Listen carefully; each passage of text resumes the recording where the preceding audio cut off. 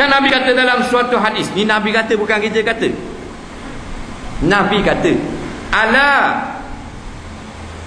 inna rahal islami dairah faduru ma'al islam. Jaga-jaga, Islam itu dia berputar, kadang-kadang maju, kadang-kadang mundur. Sekarang Islam mundur di seluruh dunia, ditipu, dianiaya, dizalimi. Faduru ma'al Islam, hendaklah kamu sama-sama dengan Islam.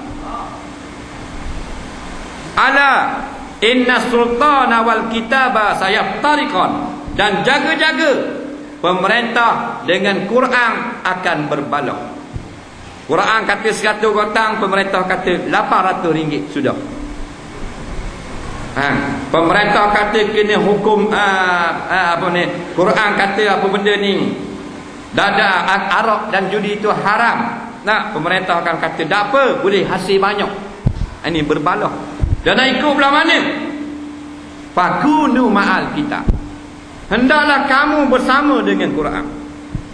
Orang sekarang dah ikut Quran, dia ikut hak boleh piti, hak boleh hasil. Kita sembah Allah, bimbang benda piti.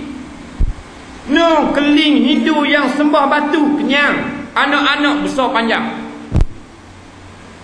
Buddha sembah berhala, Tuhan aduk tidur. Nah, bukan boleh mangung. Lala ingat atas dari Tok Pekong tak dihambat. Tu batu ke. Tapi orang yang sembah batu, Tuhan bagi makan kenyang. Pagi-pagi Tok Cah 3 teh tosir. Dia tarik bukan gelas besar, baldi besar, Tuhan beri. Perut besar pada payang hak basuh kaki, kenyang, relax. Sembah berhala, dah kita sembah apa? Sembah Allah yang menjadikan langit dan bumi. Dah takut lapar, bodoh. Dah takut lagi. Tuhan kita Allah, Tuhan yang sebenar. Mu Arab ke, mu India ke, mu Jepun ke, kalau sembah Allah tidak sia-sia. Takut lagi. Orang sembah tu bekong kenyang. Dah kita sembah Allah takut. Takut kena tukar, takut oleh iti, takut oleh wasikah. Wasikah beli 3 kedai, ada 130. Semua nak beri belaka. Jadilah ikan tenggiri, jangan jadi ikan duri. Ikan duri kalau mengair, datang pun mata upang pun, mata kain jatuh pergi air, bahang lalu, bahang dua. Ikan tenggiri kalau barang-barang upang dah lain lah. Kalau upang dia bahang belakang, tu kat mata kain, sup, dia kerak upang. Itu ikan tenggiri. Lepas tu daging dia mahal, RM18 sekilo. Ikan duri 18 kilo RM1. Ni nama upang beri basikam menerak, dia ambil basikam. Beri biti RM20. Siapa telurah kain-kain, ambil RM10. La ilaha illallah. Baik masuk kereta kita beri RM20. Bukan cerita ni, sini ni cerita nu. Pok-pok di Pahang. Ini Pahang tak? Ada kan? Allahu Rabbi.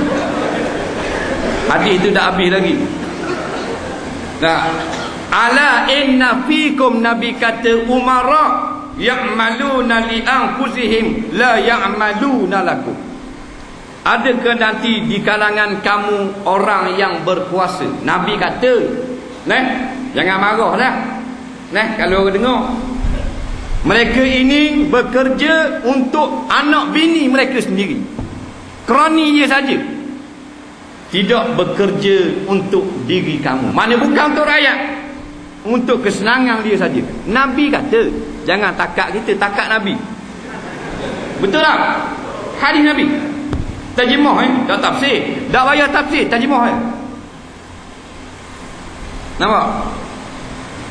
Maka pemimpin yang macam ini, Nabi kata, wa in ata'tumuhum adallukum. Pemimpin ini yang jenis maknanya pun dapat kuasa mengkayakan anak bini dia saja, tidak untuk kamu.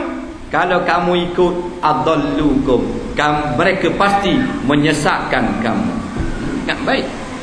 Wa in asaitumuhum, kalau mu lawan, mu dah ikut, mu canggah dia, qatalukum, mereka akan menyusahkan kamu. Nah, kalau nak buat jalan, dia bahang biar kena dengan rumah kita. Kalau kita buat surat, tak ada permit apa semua, lebih kurang, dia bahang dengan browser tu. Nah, kalau kita ngajar, itu kau sabah. Tu qatalukum, tak ada susah. Tak ada black sikit pun. Nah, ringan belaka.